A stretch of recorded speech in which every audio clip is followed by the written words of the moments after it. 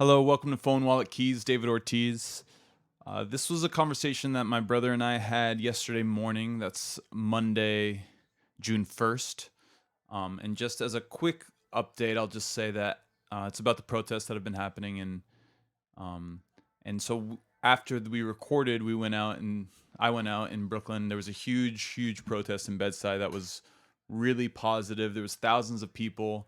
There was a lot of restraint on both sides by protesters and cops. It was nothing like the kind of madness that I had seen over the weekend that we talk about in the podcast. So that was hopeful. But then, of course, there was, I can think as nighttime kind of hit in Manhattan, at least in the Bronx a little bit, things were much more chaotic and there's a lot of looting, which we spent a lot of time talking about the looting and how, and like what our feelings are about it. Basically, that it's a distraction.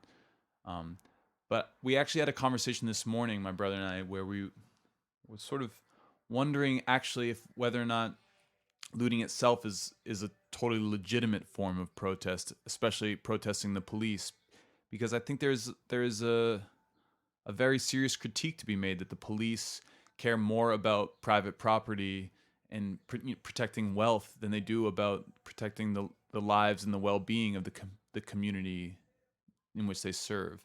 And so in that context, looting actually does seem to me to be a perfectly legitimate way to confront the police and confront the problems of policing in our society. So just wanted to share that and give that sort of update on at least what happened. Tonight there's a curfew at 8 p.m. in New York City, which is really unprecedented. I have no idea what's going to happen with that, but I know I'm going to protest again in Brooklyn at 6, and so I mean it's basically impossible to imagine it ending before 8. So we'll see what happens with that. And finally, one last thing I'll say before I start the podcast is obviously this is two white brothers having a conversation, and I just strongly encourage you all to seek out, in addition to this podcast, the voice, as many voices of Black radicals as you can. And there's lots of different good examples. If you're wondering, you can get in touch and we'll let you know. We'll also put some links in our bio on Instagram of places you can donate, or you should donate, and other voices that you should listen to. So yeah, here it goes. Here's the conversation my brother and I had yesterday. Phone Wallet Keys, David Ortiz. Cross me up! Don't snap, don't breathe, just to leave me under skin. And baby begin. So we have been talking, but we decided to pause our conversation so we could press record. Let's just catch people up. Since we've last spoken with you all, George Floyd was murdered on video by the Minneapolis police, and insurrections have broken out in cities across the United States. Yeah, depending on, there's definitely miniature rebellions, if not one full one going on. Has there any historical precedent for a successful countrywide rebellion that just kind of takes place organically? Like obviously, like there's many instances in history when one single moment catalyzes a profound paradigm shift. But I'm wondering if like there are. What about Tunisia, brother? Right. So in Tunisia, like that guy immolating himself, right? The guy who had the fruit cellar or whatever. But what we're seeing in America, which is such a fucking huge country, although it's no bigger than Russia, which had a revolution, 100 years ago. But what we're seeing is little pockets of rebellion breaking out in cities across the country against the police. I think that we could against the police, yeah, and I think that we can which is be awesome. sure to say this is a revolutionary moment. There is a moment of this is a moment of immense revolutionary potential.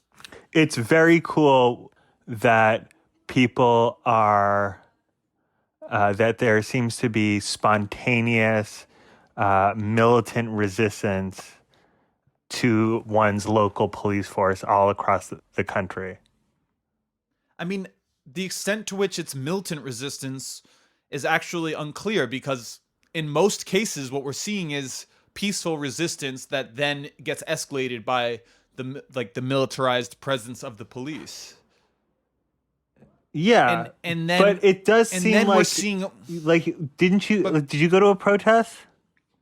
yes. Tell me what you Yes. saw. No, I saw protesters destroying cop cars. As given the any opportunity to destroy a cop car, they would.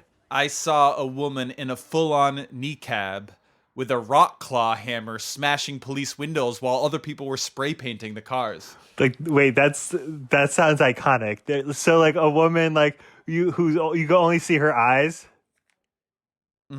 with a hammer smashing cop cars. Yeah, and I'm just like, this is fucking insane. Also, this thing happened too, and I haven't seen this anywhere. It happened. We were on a street corner, and there was I was standing right behind a cop car that had its windows smashed out and spray painted. I saw many, many cop cars. For some reason that I'm not totally clear about, there were some cop cars parked alongside the route or whatever, like parked alongside the streets that didn't have occupants in them, and that they were just like, I don't know if those are being offered up as whatever. Regardless, we were all on this intersection. There was a cop car that had been destroyed there, and we were kind of sitting there, and there was a little bit of a standoff where the cops were there, but this is in general, the way the protest movements are is that hundreds of people will be marching in the street, and then there'll be a police presence, like a heavy armored police presence, and the whole protest group will just turn right or left, and they'll kind of just avoid these confrontations. But oftentimes there's also these moments that are standoffs where before the protest has turned, there's just and we were in one of those, and there was a police helicopter, and it flew so fucking low above us that it was I swear to God, I could have stood on Rob's shoulders, my tall friend who I was with, and fucking touched it. It was so low. You mean friend of the that podcast, Rob Aykroyd?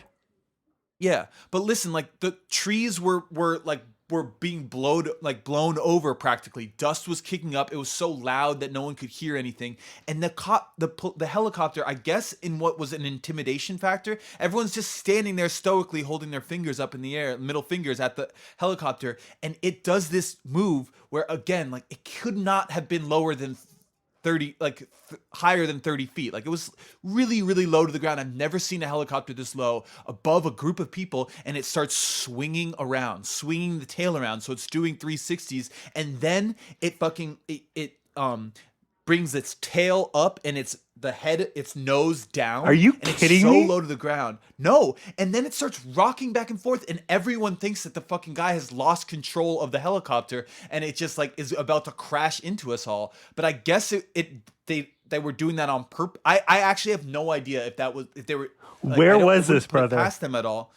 This was in Flatbush on it must have been Bedford and you were so close that you could see the whiteness of the pilot's face.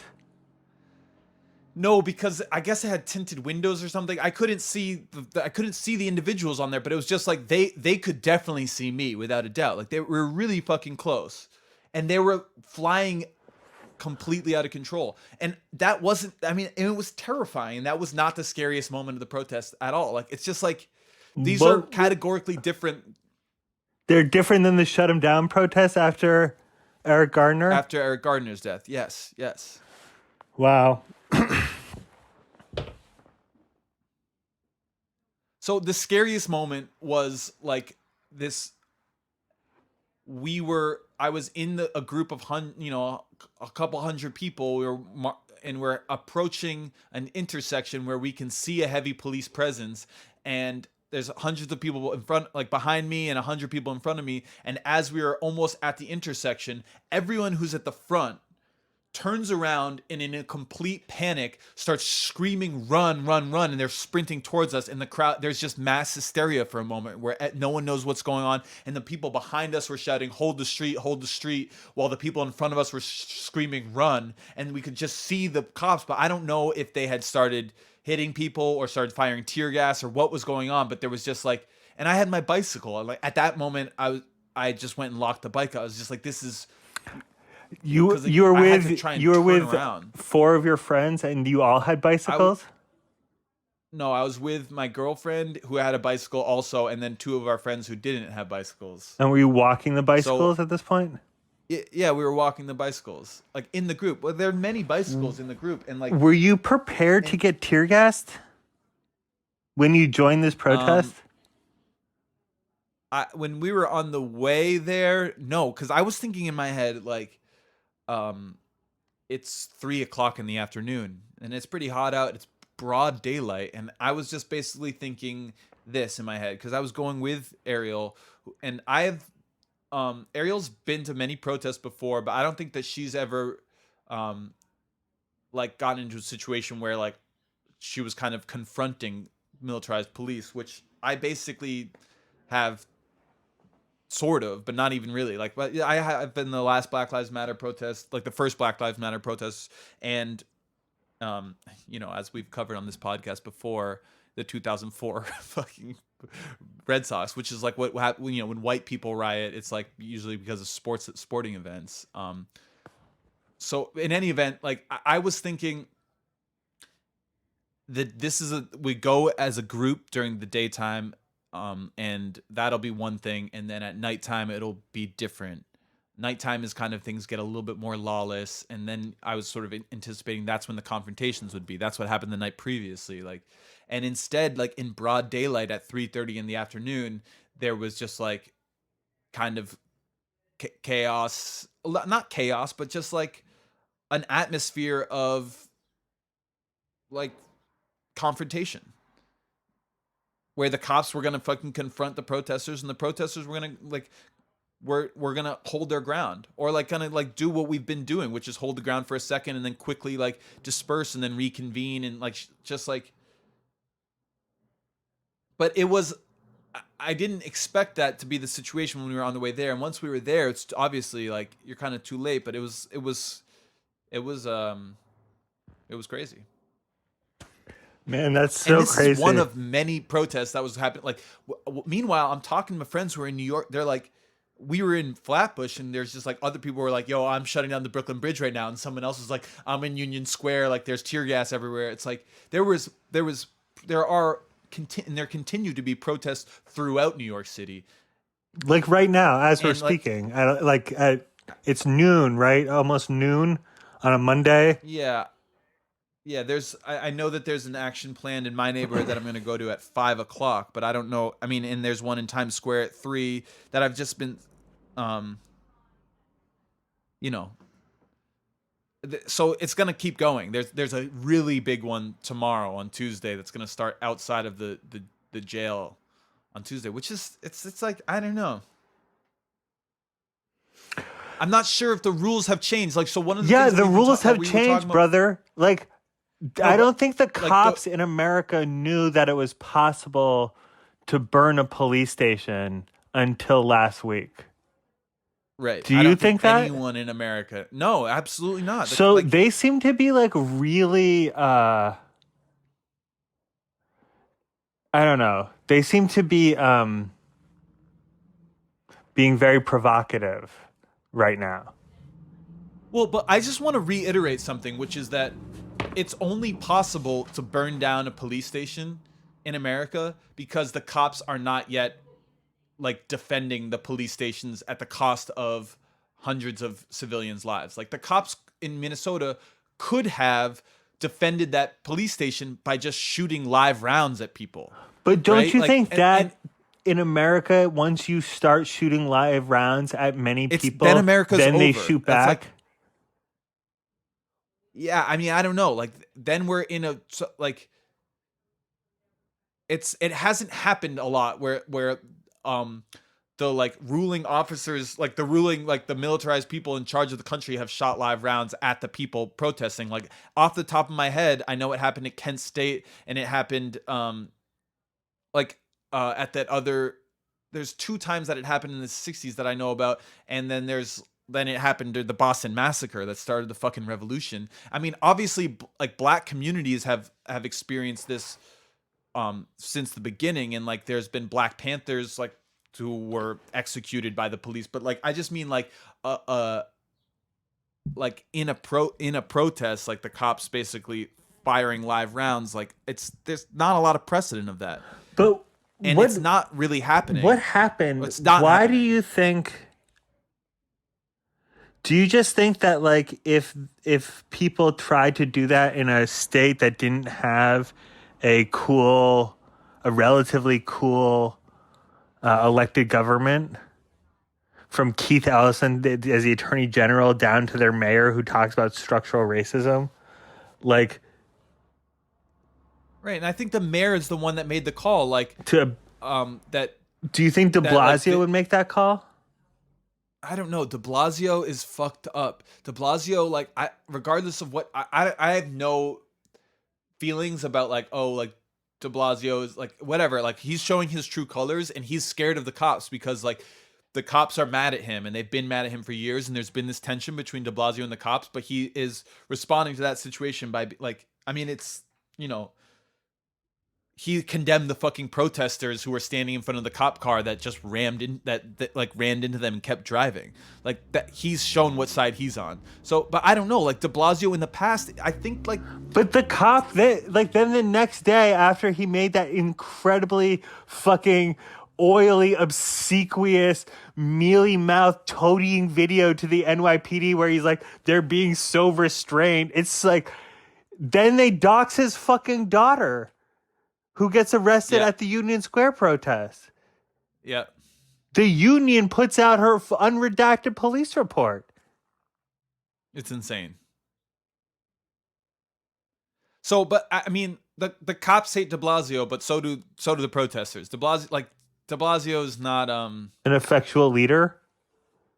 I mean, he's just like, there's not a lot of friends. I mean, he already, like, yeah, De Blasio fucked up coronavirus, and he's fucking this up too. But again, there is still an immense amount of restraint being shown by the cops in the sense that they have guns, and they have tanks, and they have body armor, and they know that it's legal to murder people. Well, I don't know. Like basically, if this starts happening, then we're talking about it. It's a different conversation. Like then it's like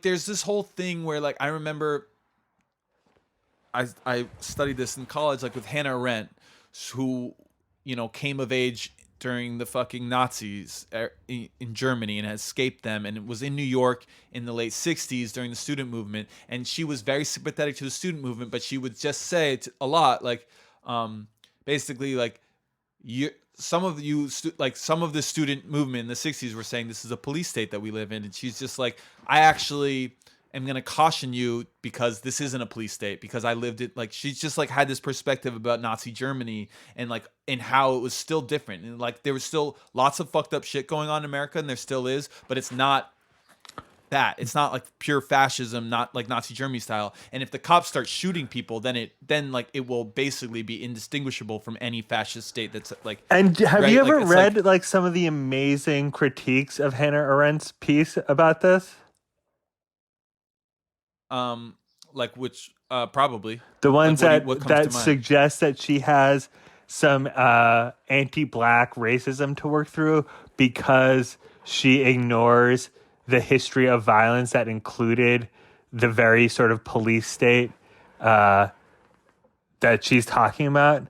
Like, from the tactics of ghettoization to full, like, everything she sort of talks about in violence, right? On violence. Is that what it's called? Yeah, that's not the like the criticism of her blind spots towards racism and towards like the plight of like black men in America or black people in America are valid at sometimes, in my opinion, are valid at times and overblown at others. I do think this is probably a conversation for another time. I mean, we can have it, but it's gonna it's too deeply rooted in the history of the 60s and her own personal history. And yeah, I mean, she definitely had some blind spots, but I think that a lot of those are explainable. But I just think that the point that I'm trying to make is that we still live in America. In a way, this is a lot. Everything has changed, but it's still roughly the same in that it's still, you could be shot and killed if you're a black person in America without any nothing, no punishment or that can fall to your murderers. But in general, if you're in a protesting group, you're not going to be shot and killed by the cops. Like that's just not going to happen in America yet. But I actually don't know where that could change tonight. It could change tomorrow. By the time you edit this podcast, we could have. I mean, I just want to say that. One thing that's happened is seemingly a white supremacist in Detroit shot a protester to death, and a definite white supremacist in Nebraska shot a different protester to death. Really? I haven't heard about those. So I think whether it's the police or just white people who have been conditioned to be prepared for this moment and think it's their time to show up with guns and start shooting people. Right. I mean, it's dangerous to protest right now, which is I don't know, this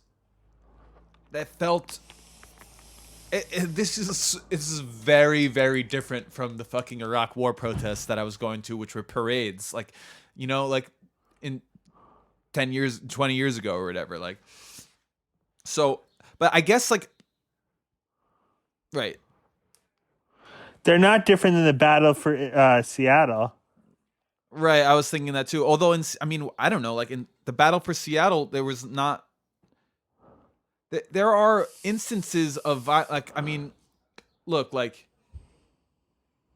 you brought up a couple instances that I haven't read about yet or whatever of people being shot at by civilians and shot and killed by civilians, and I guarantee you that anyone who is of a different viewpoint than you is going to be bringing up the video of that crowd beating that person in Dallas or whatever, the guy who had a fucking sword, who was may or may not have been trying to protect some business, but in any event was charging with a sword at people and got beaten horrifically.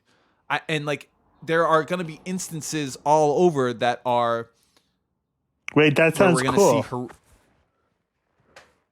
I don't think it's not cool. If you've seen the video, it's not cool. It's it's sickening. It just doesn't. There's not enough information out there to know what to kind of assess. If you have a sword and there's a mob that's very angry at you, what would you do, brother? Run. Yeah, you would throw down the sword. It's the only thing you can do. I would throw down my sword. I would say I am very, very sorry and run as fast as, and very, very scared, and say I've made I've made a terrible mistake. Saying that this guy tried to walk away and they were throwing rocks at him and he just flipped out and lost whatever. I don't want to get into the point. Is I actually don't. I think it's a total waste of time and a waste of in a misdirection, a purposeful misdirecting. Because people are getting bogged down in the specifics of these little fringe situations, and we need to be very disciplined about the focus of what's going on, which is police violence against black people and the misallocation of resources as that we have a society have been doing for fucking decades, which is that the fucking cops are not, they don't need, it's just we had to start GoFundMes so hospitals could get fucking masks to deal with the coronavirus, and the cops were just ready with a fucking unlimited supply of vans, tanks, body armor, pepper spray, gun, like anything, masks. You see so many fucking cops with fucking face shields, and you're just like, where were these fucking face shields 2 months ago when fucking hospitals had GoFundMe's in New York City because there weren't fucking masks for doctors and nurses? And it's just like, this is what happens. This is the fucking product of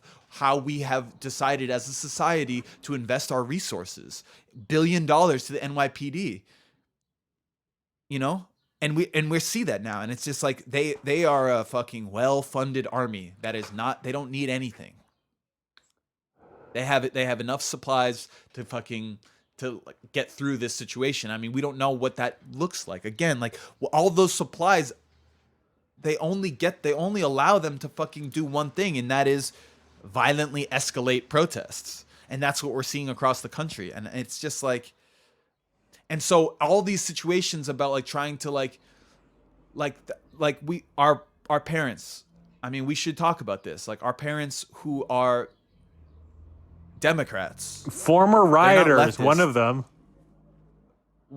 yeah, our father is a former rioter, but they watch the news. That's what they do. They read the newspaper in the morning, they listen to the news in the afternoon, and they watch the nightly news at night. Like these people consume a ton of news. They think they are in the top 3% of informed people on current events in the country, I mean, in the world. Because they do spend so much. They are smart people, and they spend a lot of time reading and digesting the news. But the sources that they basically are like this. Like they keep talking about looters and how they think that like any conversation we've had with them, they talk about how like they don't think that looting is helping the cause or whatever, and they support the cause, but they think like they just want to talk about looters. And I just keep saying like, you are taking the bait.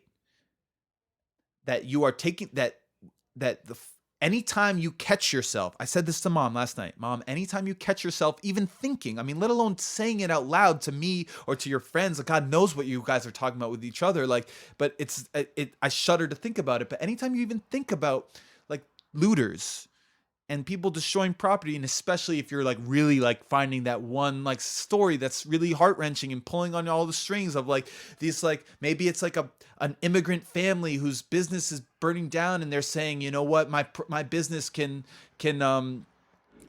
that's not as precious as a human life. Like, and you're just like, and you find yourself being like, well, why are these protesters doing that? Why are they rioters? Why are they looting? You are taking the bait of the media and of everyone else who wants you to think about that instead of thinking about systemic white supremacy and police violence and how we have invested our resources as a society. Because you know what? We can defund the police.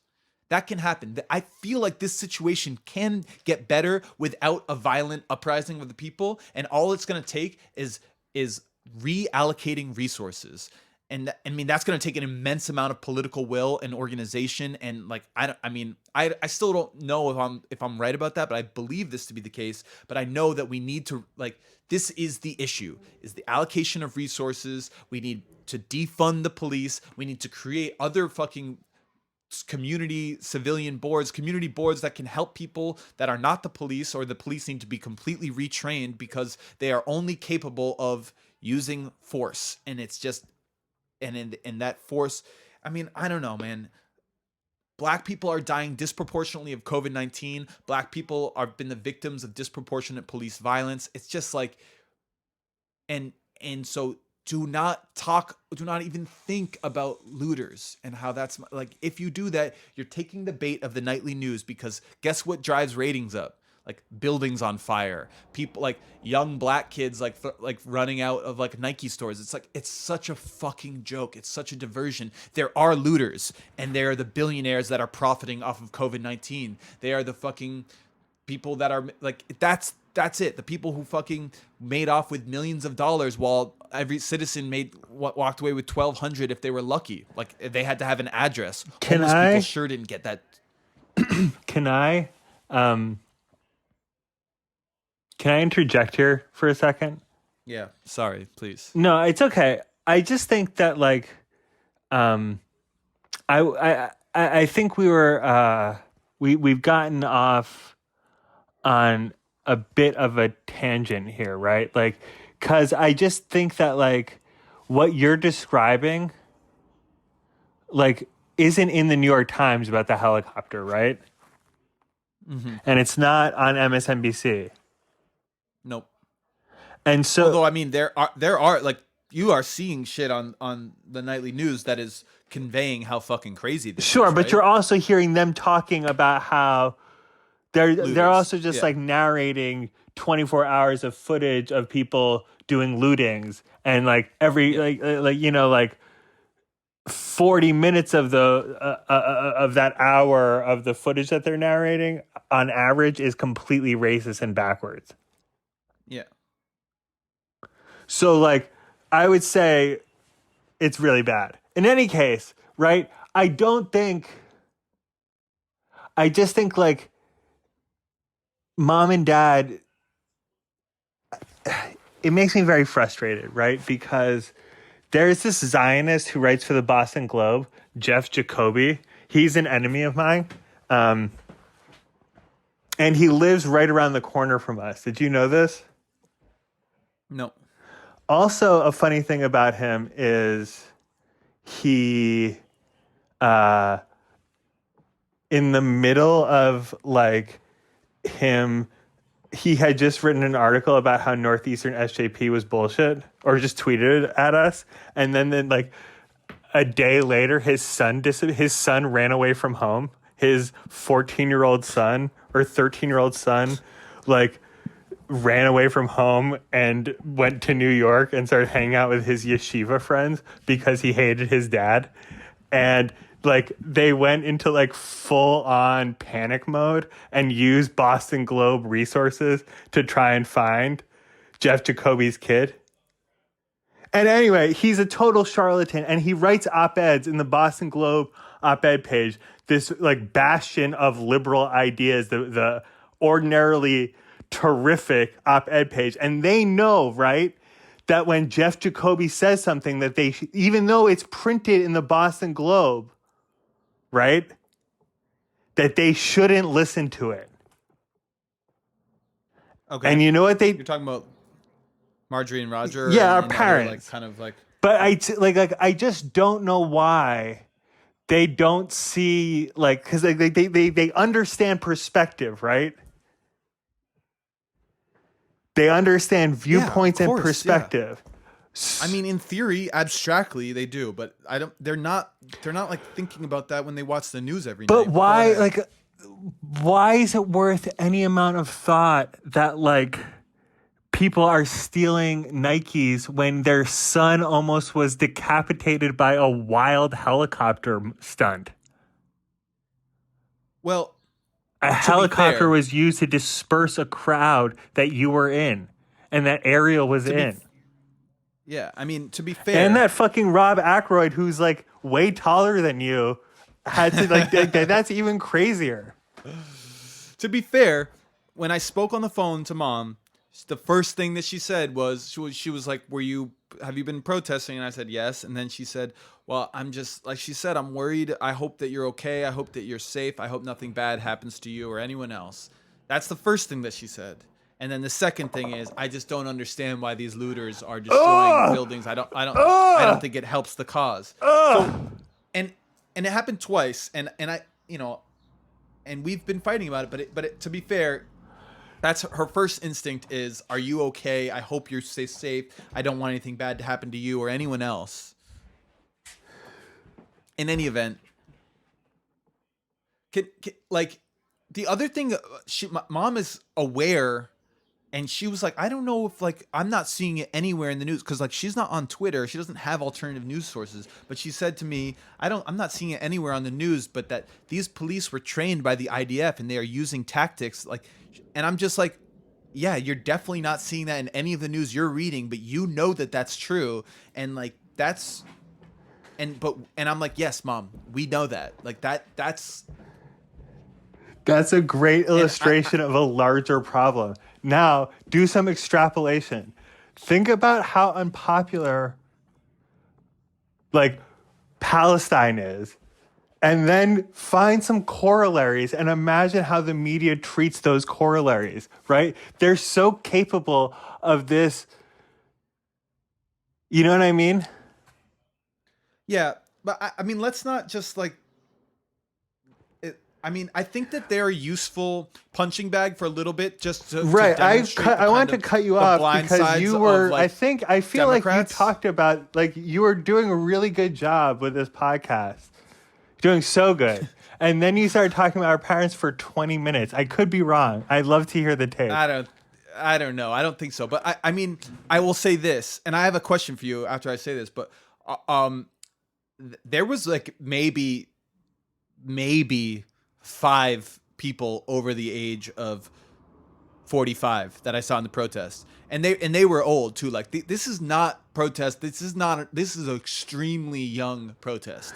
Everyone out there is really young. Do you think mom so, and like, dad, speaking of punching bags, like have any idea that like people who are my age and younger, 36 and younger, let's just say, or 40 and younger, own nothing? See, you're getting caught up in the same thing that you were like. We're not going to just have a podcast where we're railing on fucking baby boomers for like having all of the wealth and like I mean, if they understood that, they would understand what like this anger a little bit more. I saw this today, this circulating this thing from Donald Rumsfeld. Like they're pulling all these quotations from Donald Rumsfeld from like after they fucking were like there was looting in Iraq, I guess, after like the Saddam administration collapsed, and Donald Rumsfeld on television just assuring everyone that this is like perfectly understandable given this like that this is in fact like part of the process of oppressed people like become self-actualizing and like becoming free. And it's just like these like they're so fucking funny or like sad. I don't know what the fucking right word is, but I have a question to you because the IDF thing, I have been thinking about that, and we've seen this a lot, and we know that the IDF has trained NYPD and probably police forces. No. It's not that they've trained NYPD. It's that NYPD psychotically has an office in Israel. Well, this relationship isn't just like an occasional training. It is a 365-day-a-year relationship. Wow, that's insane. But I wanted to ask you because earlier before we turned the podcast on, when we were just talking on the phone, you said this is intifada. Yeah. And I wanted to know a little bit more about that. What you meant by that? Like what you described intifada. You just like an insanely militarized force going up against people with that they like looking to disperse people that they don't like. The way that people were just destroying symbols of the occupation, in this case NYPD police cars. I just think like that's where the way it's happening, the same sort of symbols are being destroyed in every city. Feels police stations, police cars, banks, statue, like, you know, racist statues. Yeah. People had it fucking coming. The people in Virginia who burned the Daughters of the Confederacy building Last night, yeah. I mean, how many presidents are we away from giving them the Presidential Medal of Freedom? Oh, the people who burned the Daughters of Confederacy? No, that's a trick question. It doesn't matter because we shouldn't have Presidential Medals of Freedom. Well, what about, did you see the fucking the like descendant of King Louis being like, this is an outrage that they have vandalized the statue of my ancestor, and I am sure the authorities are working appropriately to restore the statue. It's just like, are you fucking, we need to get this dude next. Like, whoever he is. You know what I'm talking about? Yes, he's a duke. They still have Duke. Did I ever tell you about the fanciest wedding I ever went to? Tell me real quick. My friend went to fancy boarding school with the daughter of a guy who started Fidelity Investments. This is the occasion of my confrontation with Cardinal O'Malley. In any case, the rich girl was marrying a French count, and the French count family invited everyone who was going to the wedding to a baseball game at Fenway Park. And so we all went to a baseball game, but it was on Bastille Day. But I wasn't allowed to talk about Bastille Day, brother, because these people were on the wrong side of Bastille Day. So, of course, I immediately bring up Bastille Day. And they're like, to some of the cousins, and they're like, the country is much worse, but I don't give a fuck, Like, it's many years ago. But, of course, it's worse. But I don't give a fuck. And it was so amazing. And I thought about decapitating them. And I agree. When I saw that this man tweeted about the return of King Louis's hand, and the only appropriate tweet is the bemoaning of the remaining of King Louis's head. You know what I mean? Not quite. They should cut off the head of that statue. I thought they. Oh yeah, true. Instead of the hand. Instead of the hand, yeah. Just the hand. Instead of just the hand. Right. Let's talk about. I have to talk about Jaylen Brown, our favorite basketball player. Is being really cool. He drove 15 hours from Boston to Atlanta to host a protest there, and then I think he paid the bail of the people that got arrested at the protest that he was hosting. He's been fucking amazing. Yeah, he's a G, no doubt. I love him, and I'm proud of him. Also was spotted and so was Time Lord Robert Williams spotted in the Boston protests. Did you say that Marcus Smart was? Yeah. So he was like outside the State House. Was he? That's amazing. Can you imagine if it was Marcus Smart versus a battalion of Boston riot cops?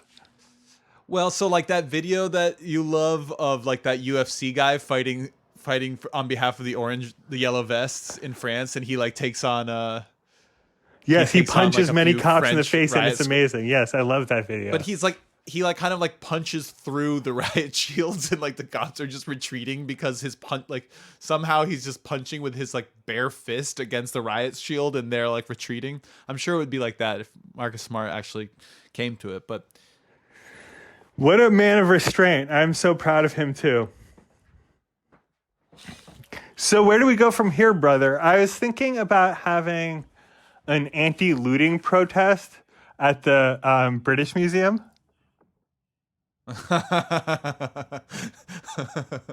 That's so good. Oh my god. We should definitely have one at the fucking Met where we just say like the movement is not okay with looting. We want to put an end. We want to like come out and condemn looting of all times, and so that is why we have come to the Met to liberate the loot. Like we are going to give back. Yes, all brother. Of those things Thank that you were for looted. yes. Do that. It would be so funny. That would be so fucking funny. And also like just like go to fucking probably like Bezos, like any millionaire that got more millions of dollars. Yes, it's a very funny idea. This, reclaim the word looting and start having protests. And just be like, we demand that everything that has been looted be returned.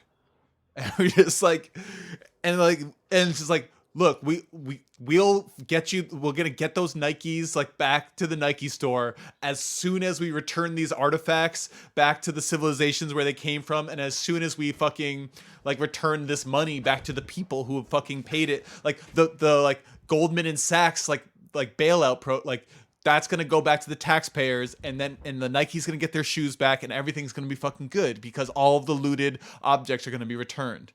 How about the fucking? I mean, it's just like, is it not looting that the NYPD budget is $1 billion of taxpayer money? Like, yes, they're looting from the public people. coffers. That's how you would say that sentence, right? Yeah, and they're fucking, and it's like, and now they're using the fruit of their looting us against us. Yes. So as soon as the NYPD hand over those fucking face shields to the hospitals that need them, like we will like Anyway, we'll start returning all the other looted objects, but like let's start there because that's actually the most important thing that needs to happen first and foremost. Jesus Christ. So I don't know, brother. What like are we really supposed to like come out and say that the answer here, what really needs to happen is that we need to just like white knuckle it until November and then vote for Biden and then like that'll like make the world a better place? What did you say? Like what I'm just like trying to What did figure you out say? what Say that again. is the answer that we're supposed to white knuckle it until November where we can vote for Joe Biden. I and mean, then, like, I sit guess back that and- means what the fuck do you mean by white knuckle it? like squeeze our hands until our knuckles turn white. Grit, like it's like Doing basically, what? Like clench your Like, fist. and you turning them into fists and punching those, using those fists to punch cops? Is that what you're saying? I don't understand like- the metaphors you're using or the nonsense you're spewing. Please explain. No, my point is, I know that that's a nonsense response to the fucking but I also just like You just didn't know how to frame think- this question other than like an No. extremely poor way. I just don't know. I feel impotent because I don't know what to Yes. do. I don't think that we can win a fucking confrontation with the police. A physical. I think we can win a non-violent confrontation with the police because I think that we have the numbers. But I think that these confrontations, like the cops are escalating it and they're turning violent, and I just don't know what to do. We like voting isn't the option. I mean, I want to defund the cops, but I don't know how to make that happen. And I don't like. I think that these protests have done a lot to to bring awareness. They shouldn't to, end yet. Like, They should keep going to for as how long as horrific- possible, right? yes, I mean, look, we spoke to Ariel's sister and brother-in-law, who are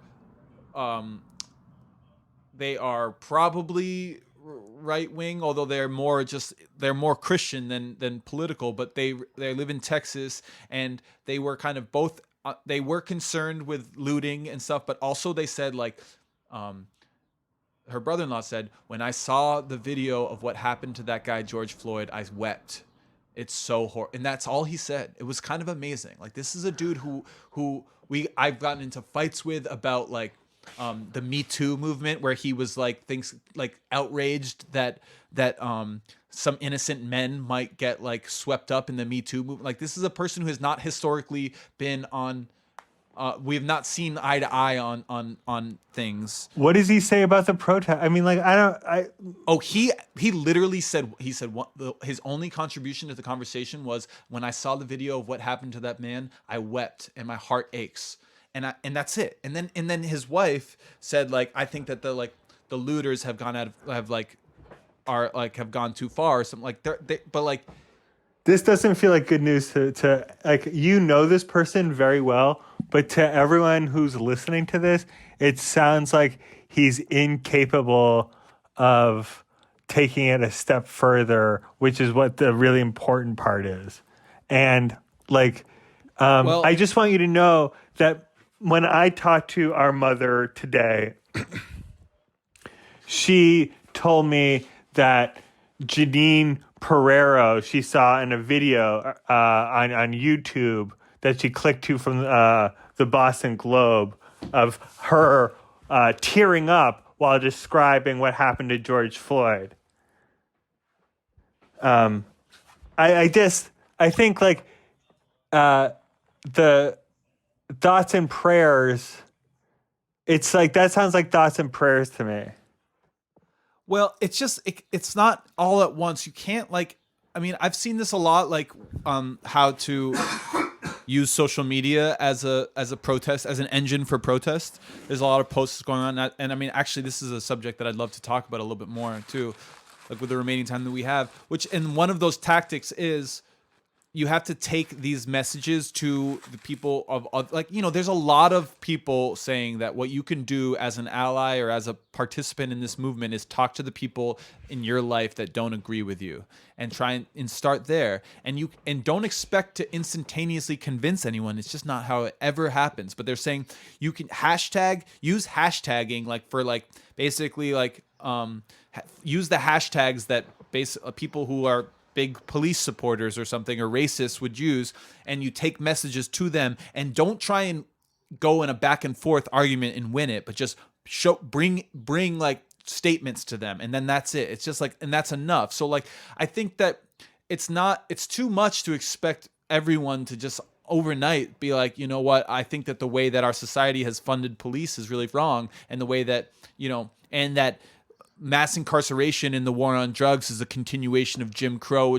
you know, lynching, and a continuation of slavery. Like, it's just too much for that to happen overnight. But there are steps that you take in consciousness, like raising in awareness or whatever, that will get you there to that point. And the first one is, this is completely unacceptable what happened here. Like, I don't know. I mean, social media is really hard. Like, I know I have black friends that are like getting text messages from people being like, I'm not asking you to do any additional work, but I just want to let you know that I'm here, and if there's anything I can do for you without doing, like, causing you any, like, and it's just like, and they're like,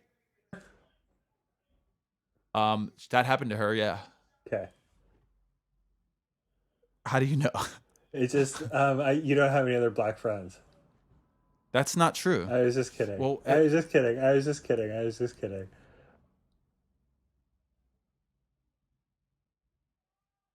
So it does seem like a story that she might tell you. Yeah. But like, and also people like, I don't know, like, there's like I'm having a hard time with the social media, because social media by nature kind of centers you, like, right? I'm the center of my Instagram, and in a conflict in which that doesn't center around me, it's hard to know how to use my Instagram. Like, I mean, I could just like, I don't know if it's like, and I'm a little bit unsure about the whole thing. And so I kind of opt out of of using it as a tool. I mean, and I'm not judging other people who have figured out ways that, but actually sometimes I am judging it, because I see a lot of I see a lot of posts that I'm just like, oh, I guess your heart's in the right place, but it's not right. That's not what we're looking for here. And I see other posts that seem to be good, but I mean, do you have thoughts on this? Like, how are you supposed to use your social media to participate in this? Yeah, I mean, I would post the really good photos later. I would block out people's faces. Yeah. I might anticipate objections, but look, a lot of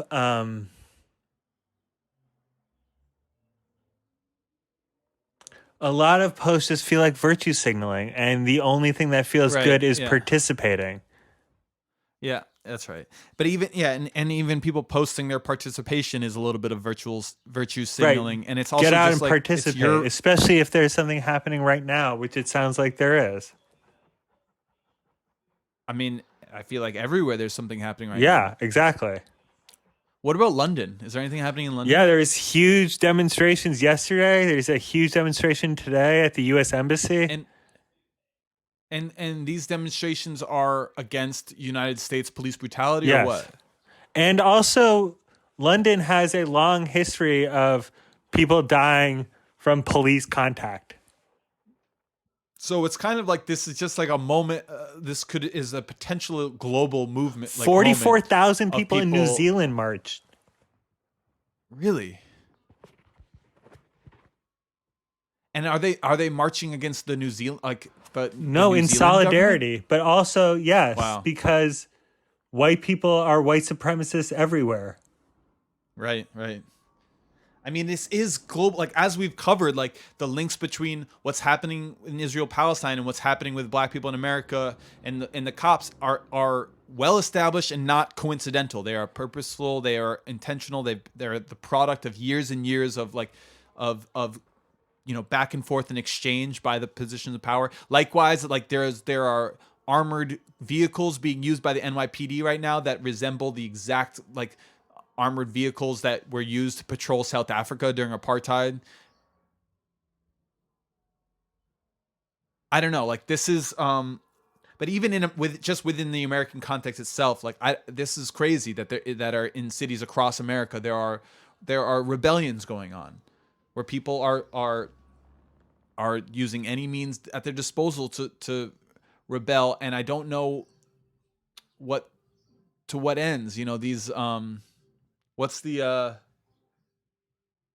like.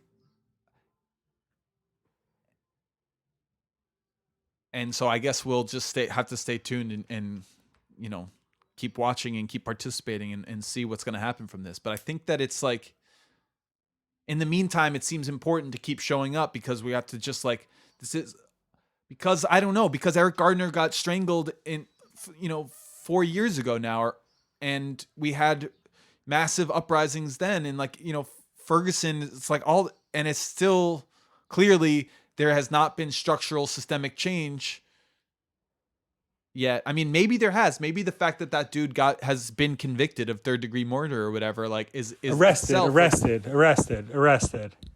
sorry, he's not convicted. Arrested is progress a little bit, but clearly it's progress that is moving too slow. We can't afford to move this slow, to progress that slowly, because people are still dying in the streets by the fucking police, and so we have to go out there and sustain this so that we can accelerate progress.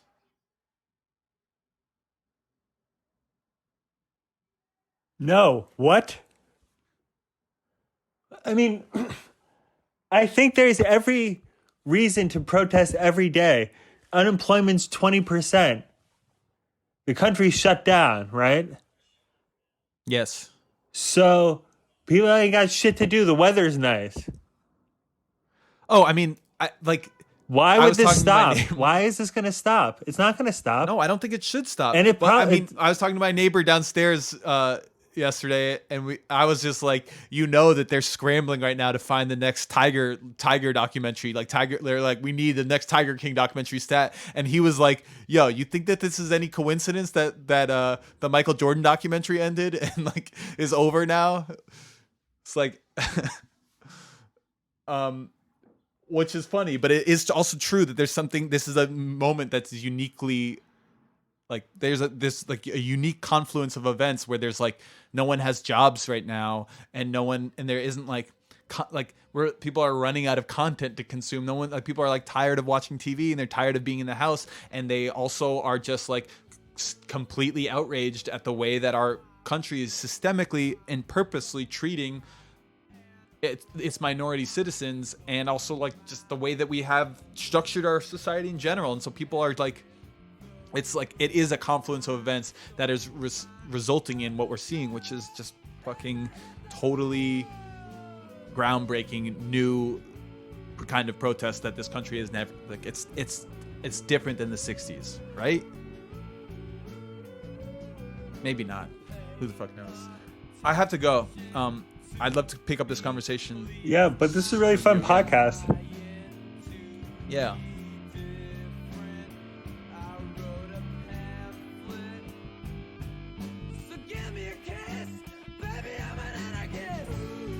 Be safe out there, everybody. Don't go to protests alone.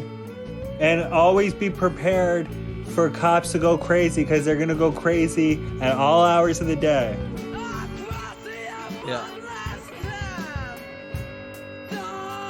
Yeah, there's a lot of resources out there to know how to protest smartly or in a way that kind of be safe. And yeah, get up there. I love you, brother. Goodbye, everybody. Talk to you soon. Love you, Sam.